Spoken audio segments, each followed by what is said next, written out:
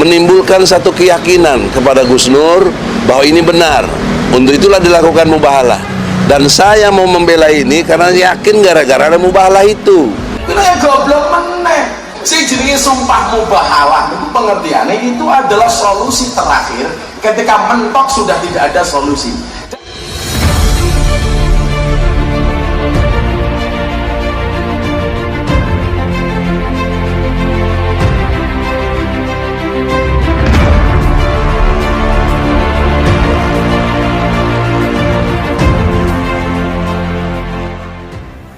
Assalamualaikum warahmatullahi wabarakatuh. Kembali berjumpa dengan saya di channel Hamzah Gantarang. Sahabat sebangsa dan setanah air di mana saja Anda berada. Kemarin ada informasi yang cukup menghebohkan kita semua, bagaimana Egy Sujana CS sebagai ex kuasa hukum daripada Sugi Nur dan Bambang Trimulyono sepertinya tak mau berhenti untuk kemudian mempersoalkan ijazah palsu Pak Jokowi. Dan kali ini mereka kemudian mendatangi Polri untuk meminta agar Gus Nur itu dibebaskan karena tak ada alasan menurutnya untuk kemudian ditahan, ya. Sebelumnya juga beliau ini mendatangi MUI untuk mendapatkan penjelasan terkait dengan konsep mubahalah yang telah dilakukan oleh Sugi Nur bersama Bambang Trimulyono yang kemudian berujung pada penangkapan Sugi Nur dan Bambang Trimulyono. Sementara menurutnya bahwa mubahalah merupakan salah satu ajaran Islam dan di mana Gus Nur melakukan itu setelah terlebih dahulu meminta kepada Bambang Trimulyono untuk kemudian melakukan untuk meyakinkan Gus Nur bahwa apa yang dituduhkan selama ini kepada Pak Jokowi adalah benar adanya. Dan karena mubahalah ini juga yang kemudian membuat Egy Sujana kemudian mau untuk melakukan pembelaan terhadap Sugi Nur dan Bambang Trimulyono karena dia kepo menurutnya karena adanya proses mubahalah bahkan karena pernyataan tegas daripada Bambang Trimulyono yang mengatakan jika tidak benar maka tembak kepala saya. Inilah yang kemudian menjadi polemik hari ini karena proses mubahalah inilah yang menjadikan Polri kemudian menetapkan tersangka Bambang Trimulyono dan Sugi Nur yang diduga melakukan penistaan agama. Karena proses mubahalah yang ini kemudian berujung pada penangkapan dan penahanan Sugi Nur yang kurang lebih ini 1 bulan lebih.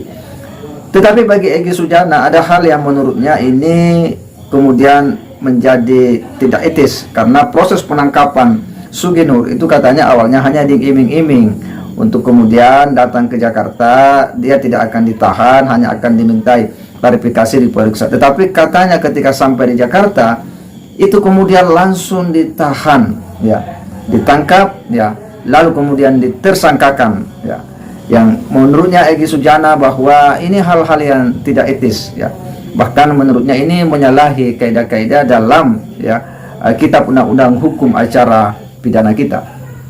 Egy Sujana bersama kuasa hukumnya kemudian mendatangi Mabes Polri untuk menuntut agar polisi melalui Kapolri agar konsisten menjalankan restoratif justice yang merupakan keputusan Kapolri, dan dia berharap bahwa ini dilakukan oleh anak buahnya, tetapi katanya ini kemudian diabaikan.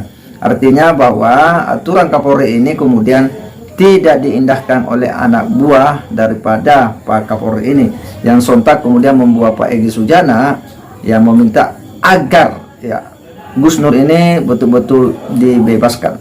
Terkait dengan konsep mubahalah bagi Egy Sujana bahwa ini adalah ajaran Islam. Nah, kok bagaimana mungkin orang yang menjalankan syariat Islam itu lantas kemudian itu dianggap menista agama? Padahal ini ajaran Islam menurutnya. Dan inilah yang kemudian menjadi tanda tanya bagi dia. Kok bisa-bisanya dia tersangka diduga melakukan penistaan agama, padahal mubahalah itu adalah nyata dan itu ada dalam ajaran Islam. Tetapi persoalannya kemudian bahwa apakah proses mubahalah yang dilakukan oleh Sugi Nur itu memenuhi kaidah-kaidah dan rukun-rukun sebagaimana yang digariskan oleh Islam. Nah, maka menarik untuk kemudian kita coba ketengahkan apa yang disampaikan oleh seorang dai kondang di kalangan NU yakni Gus Miftah yang kemudian mengurai dan juga merespon terkait dengan polemik ijazah palsu Pak Jokowi ini terkait dengan konsep mubahalah. beliau memberikan ya uraian bahwa mubahalah itu adalah dilakukan ketika tidak ada lagi pilihan lain, tidak ada lagi win-win solution yang lain untuk kemudian menyelesaikan perkara yang sedang ya dialami oleh dua orang yang berperkara. Dan bahwa mubahalah itu dilakukan ya oleh dua orang ya sama-sama mengucapkan sumpah dan dilaknat ketika ada yang kemudian berbohong. Kita akan coba menyimak seperti apa ulasan daripada Gus Nur. Menimbulkan satu keyakinan kepada Gus Nur bahwa ini benar. Untuk itulah dilakukan mubahalah. Dan saya mau membela ini karena yakin gara-gara ada mubahalah itu. Itu yang goblok meneh. Sing jenenge sumpah mubahalah itu pengertiannya itu adalah solusi terakhir ketika mentok sudah tidak ada solusi. Dan namanya mubahalah itu langsung dari dua pihak. Ono sing nuduh, ono sing tertuduh bersepakat untuk melakukan mubahalah. Wong mubahalah kok bengok-bengok dhewe. Kowe iki mubahalah apa dolanan debus? Ya, apa yang disampaikan oleh Gus Miftah ini sangat jelas dan terang sekali terkait dengan konsep mubahalah, bahwa memang mubahalah ini itu dilakukan oleh dua orang dan kemudian berhadapan, dan dua-duanya ini kemudian mengucapkan sumpah, baik yang menuduh ya bahwa apa yang dituduhkan itu adalah benar, dan bahwa yang dituduh juga membantah, dan bahwa yang menuduh itu telah berbohong, dan semuanya yang menyatakan siap mendapat laknat ketika mereka berbohong. Dan itulah soyogyanya yang dimaksud dengan mubahalah. Tetapi yang dilakukan oleh Gus Nur kan tidak demikian, sehingga inilah yang kemudian menjadi tanda tanya besar. Dan ketika Polri menetapkan sebagai tersangka karena dugaan penistaan agama dari proses mubahalah itu, dia juga sudah meminta saksi ahli, ya saksi ahli agama, ya tentu bahwa Polri tidak akan serta-merta kemudian mengambil yang mentersangkakan orang jika tak didukung oleh bukti-bukti yang kuat.